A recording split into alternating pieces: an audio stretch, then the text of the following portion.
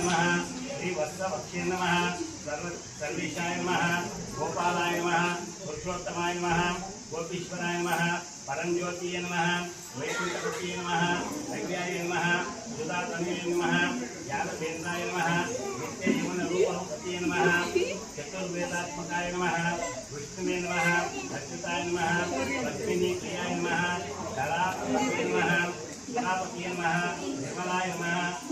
सुजिताय नमः चतुर्भुजाय नमः चतुर्धराय नमः चक्रधराय नमः